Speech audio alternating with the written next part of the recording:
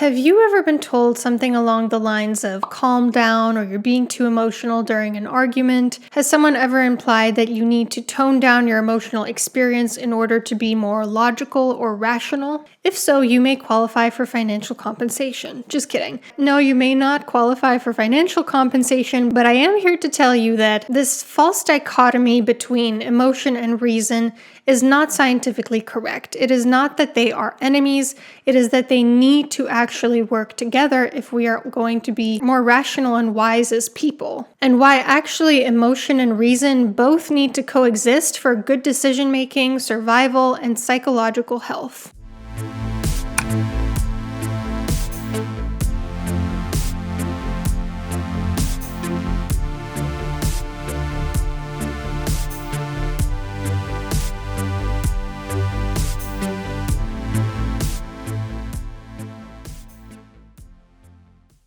So in DBT, dialectical behavioral therapy, there's this concept of the wise mind. Marsha Linehan, the creator of DBT, proposes that wisdom can be found at the conjunction between the emotion mind and the reason mind. The emotion mind considers only pure raw emotions, while the reason mind considers only logic and facts, and it's completely detached from emotions. And she says bad errors in judgment can occur when you veer too much into one direction without integrating the other. For example, let's say that you see this dark fleck under your nail bed.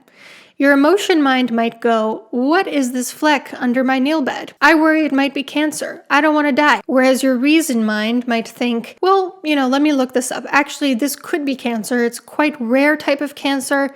It's probably unlikely that I have it. It looks also like it could be a small bruise, but I'm not quite sure. The wise mind would combine these two, and it would say, okay, I'm going to wait 2 weeks to see if this nail bed grows out. I'm not going to just act impulsively on my anxiety and schedule an appointment with the doctor right away. If the fleck is still there in 2 weeks when it should have grown out, then I'm going to schedule a doctor's appointment. And when I feel anxious about this, I'm going to practice emotion regulation strategies, because I rationally recognize that freaking out about the possibility of cancer is not actually going to prevent cancer. It's not going to help with anything. Do you see how wise mind that combines both emotion and reason finds the best solution, whereas operating on just one or the other is not as wise at all? I am beyond excited to again be participating in the mental health bundle this year, this time with my course, Goal Getter, the Mindset and Habits of Winners. If you missed it last year, the mental health bundle is a massive sale on over 60 courses and ebooks all about stress management, mindset, emotional well-being, self-love, and much more. From May 2nd to May 11th of this year, you can get the 60 resources in the bundle for just $50, when all year round, if you were to purchase them separately, they would cost over $3,800, which is literally a 99% discount.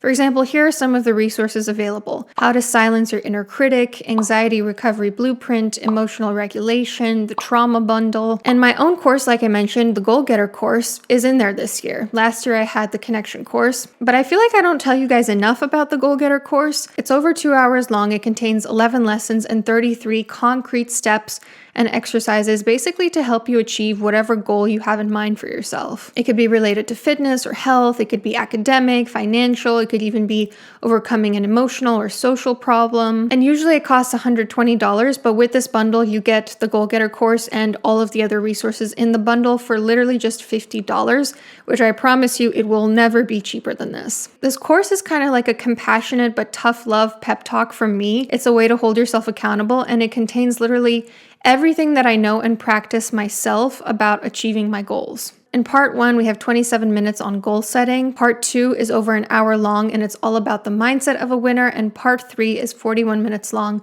and it's all about taking action. By the end of the Goal Getter course, you will be able to set a SMART goal, tap into your values and intrinsic motivations, work backwards and forward to create a plan, start thinking like a winner using research from attribution theory, learned optimism theory, growth mindset theory, and more, release a victim mindset, build self-efficacy, stay motivated by visualizing success, fine-tune your environment for taking action to feel super easy, incrementally challenge yourself, track your progress, overcome the valley of disappointment, and learn how to reward yourself. So if you're interested in either the Goal Getter course or the 60 other resources in the bundle, follow the link in my description and in the pinned comment below. and you have from now until May 11 at midnight New York time to secure your bundle. You get access to everything in the bundle for a year, which gives you plenty of time to make the most of everything that's in there. I had some really positive feedback about the bundle last year, so if you end up getting it this year, I sincerely hope you enjoy. And now back to the video. Research consistently shows that people who can integrate their emotions with their cognitive processes rather than just suppressing their emotions are more adaptable and better at problem solving, which are two key components of wisdom. And emotional intelligence, which partly includes having awareness of your own emotions rather than suppressing them, has been correlated with better psychological functioning, decision-making, relationship outcome, health, and so forth. Now, of course, we don't know causality here. We don't know if it's that emotional awareness is resulting in all these positive outcomes,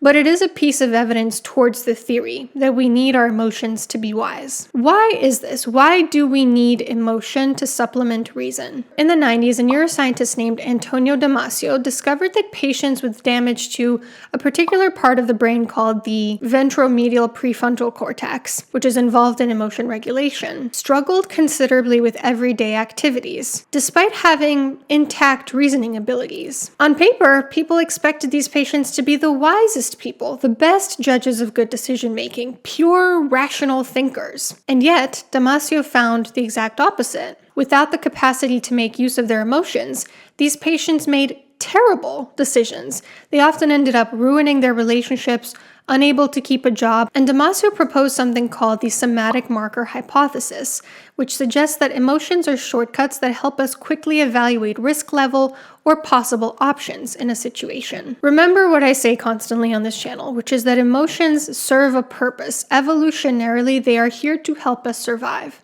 I've given this example before, but a few years ago, my grandma had a cat. He was an outdoor cat. We don't know what happened to him, but we think maybe somebody hurt him because his jaw was all messed up. He had serious damage to his head and other parts of his body. And she got him a lot of surgery, but even after the surgery, he was a very sweet cat, and he wasn't scared of people at all. And I remember at the time thinking, that's a problem. If somebody doesn't have emotions like fear, that's how they could end up in a situation like that again, where they don't recognize that there's a threat coming towards them, and they don't get themselves to safety. For example, the woman who's going down an alley, and she feels this illogical prickle of intuition saying, go left, not right, who doesn't listen to that illogical emotion of fear and ends up being victimized because of it. If you're not making use of your emotions, then you end up overanalyzing, underreacting, and failing to act in time-sensitive situations. As an example, there is a journalist who I appreciate listening to. This person is politically independent, and so I like to get my news from him because fact checks things and he sort of tempers my anxiety when I'm freaking out about a headline I saw. But I did notice one thing that I don't appreciate about this journalist, and that is that he often invalidates other people's emotions and, in my opinion, underreacts, even in situations where maybe he should feel a little bit anxious about what's going on. And I've noticed that he'll often call other people hysterical or too emotional when they're freaking out about something going on politically. And I think he also does that to himself. I think he suppresses his own emotions and his own anxiety, even in situations where sometimes, in my opinion, we should be a little worried about what's happening. Think about if you're in a plane crash. Plane's crashing and the person next to you is like, calm down, don't be hysterical, that's not helpful. Let's be rational about this. I'm sure the smoke is just normal. I'm sure there's nothing bad happening. When we invalidate our emotions, when we don't integrate them along with our reason mind, we end up worse off because of it. And not only does ignoring our emotions predispose us to being unwise and to not surviving as well, it also predisposes us to being less moral people. fMRI studies by Joshua Green found that moral decision-making activates emotional brain areas. Emotional engagement is crucial for things like empathy and ethical reasoning. If you're not in touch with your emotions at all, then you're probably not a very good person. So the next time someone tries to invalidate an argument you made or a concern that you have because you've openly acknowledged or expressed an emotion, remember that they're operating on a very simplistic and erroneous definition of what makes something a good argument.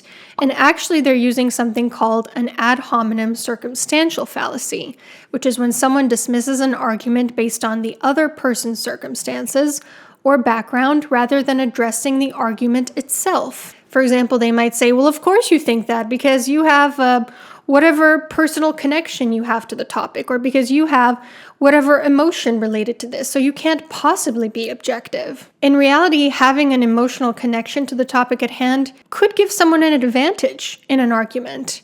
For example, Sherry Franke advocating for stricter family flogging laws because she herself has firsthand experience with the dangers of family flogging. That's an example where her emotional experience and her background is a strength, brings value and insight to her argument. Or if you are better able to recognize subtle signs of abuse because you've been abused in the past, that's another example of where your history or lived experience actually makes you better qualified to make that argument. Or if you know more about a certain topic because you're currently going through it, you have personal experience with it, that you've done your research and you can speak to it and it's at the forefront of your mind. There's often a component of misogyny with invalidating people's emotions in arguments.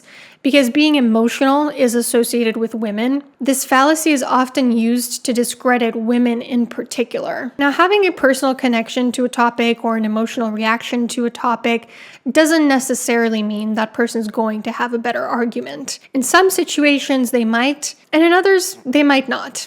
That really depends on the quality of their reasoning as well. It really depends whether they're letting their emotions cloud their objectivity. The important piece that I'm trying to drive home, though, is that having a personal connection or an emotional reaction to something doesn't necessarily mean someone's going to have a worse argument. It's not fair to automatically assume that they will. And it ironically weakens your own argument to assume that about people. So don't ever let people get away with invalidating your argument just because you're making use of your emotion in addition to reason and logic. But do also remember that we need reason to supplement emotions. Just like some people veer too far in the direction of the reason mind, others veer too far in the direction of the emotion mind, where they completely cease to consider logic just because they're feeling emotional. And that's not wise either. For example, people need to use reason when deciding what to do with their emotions. Doing so improves the quality of their decisions. How does this actually look in practice? It looks like making sure you're expressing your emotions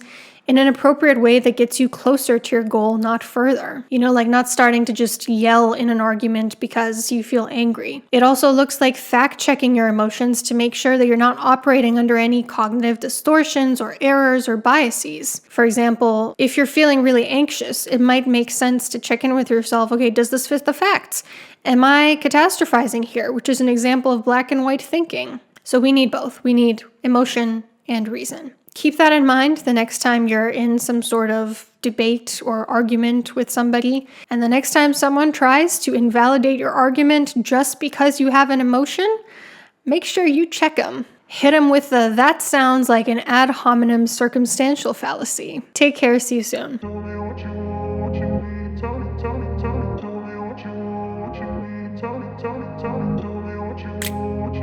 Tell me.